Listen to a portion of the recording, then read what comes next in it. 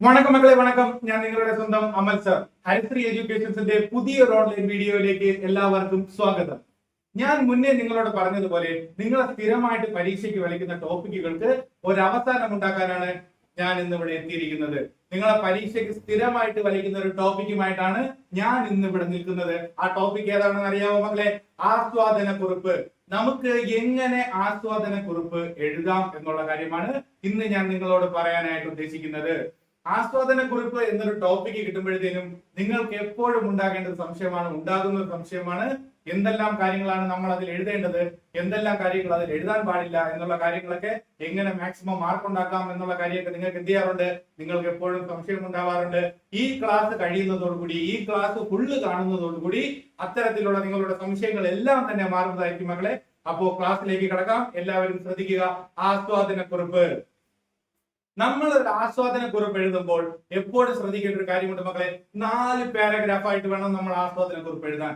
4 പാരഗ്രാഫുകളിലായിട്ടാണ് നമ്മൾ എന്ത് ചെയ്യേണ്ടത്? ആസ്വാദന കുറിപ്പ് എഴുതേണ്ടത്. അതിൽ ഒന്നാമത്തെ പാരഗ്രാഫിൽ ഉണ്ടായിരിക്കേണ്ട കാര്യം എഴുത്തുകാരനും കവിതയും. നമ്മൾ ഒന്നാമത്തെ പാരഗ്രാഫ് എഴുതേണ്ട കാര്യം എഴുത്തുകാരനെ പറ്റിയും കവിതയെ പറ്റിയുമാണ് നമ്മൾ ഒന്നാമത്തെ പാരഗ്രാഫ് എഴുതേണ്ടത്. ഒരു എക്സാമ്പിൾ ആയിട്ട് പറഞ്ഞു കഴിഞ്ഞാൽ 7ാം ക്ലാസ്സിൽ ഒരു പാഠമുണ്ട്, ദിനാന്ത സഞ്ചാരം എന്ന് പറഞ്ഞിട്ട്.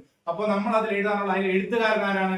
വള്ളത്തോൾ നാരായണ മേനോൻ. വള്ളത്തോൾ നാരായണ മേനോൻ എഴുതിയിട്ടുള്ള ദിനാന്ത സഞ്ചാരം എന്ന് പറയുന്ന ഒരു കവിതയെ കുറിച്ചാണ് ഞാനിവിടെ എഴുതുന്നത്, ഞാനിവിടെ പറയുന്നത് എന്നൊക്കെ പറഞ്ഞ് എന്ത് ചെയ്യുക? ആദ്യത്തെ പാരഗ്രാഫ് എഴുതുക. ആദ്യത്തെ പാരഗ്രാഫ് എഴുതേണ്ട കാര്യങ്ങള് എഴുത്തുകാരനെ പറ്റിയും പിന്നെ നമ്മുടെ കവിതയെ പറ്റിയും, എഴുത്തുകാരനെയും കവിതയും കുറിച്ചുള്ള ഒരു രത്ന ചുരുക്കം, ഒരു ഉള്ളടക്കം നിങ്ങൾ എന്ത് ചെയ്യുക? ആദ്യത്തെ പാരഗ്രാഫിൽ എഴുതുക. രണ്ടാമത്തെ പാരഗ്രാഫിൽ നിങ്ങൾ എഴുതേണ്ടതാണ് കവിതയുടെ ആശയം. രണ്ടാമത്തെ പാരഗ്രാഫിലാണ് കവിതയുടെ ആശയം നിങ്ങൾ എഴുതേണ്ടത്.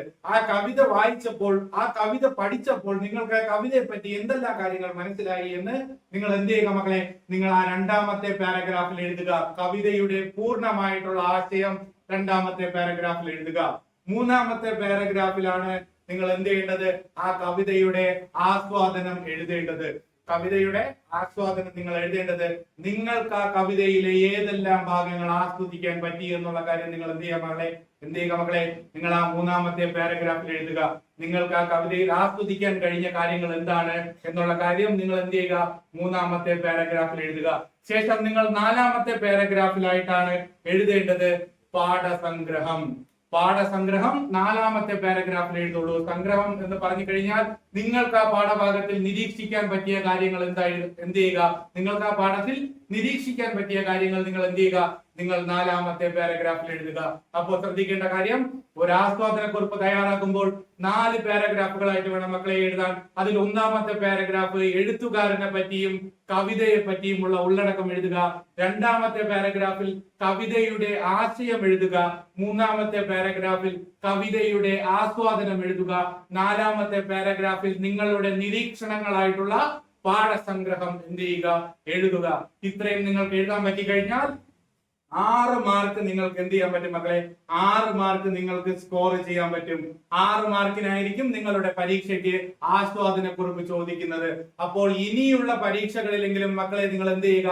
ആസ്വാദന കുറിപ്പ് എന്ന് പറയുന്ന ഒരു ടോപ്പിക്ക് കാണുമ്പോൾ നിങ്ങൾ അതിനെ ഭയപ്പെടാതിരിക്കുക. ഞാൻ ഈ പറഞ്ഞ കാര്യങ്ങള് നിങ്ങൾ നിങ്ങളുടെ ഉത്തര കടലാസിൽ എഴുതാൻ ശ്രദ്ധിക്കുക. നന്ദി.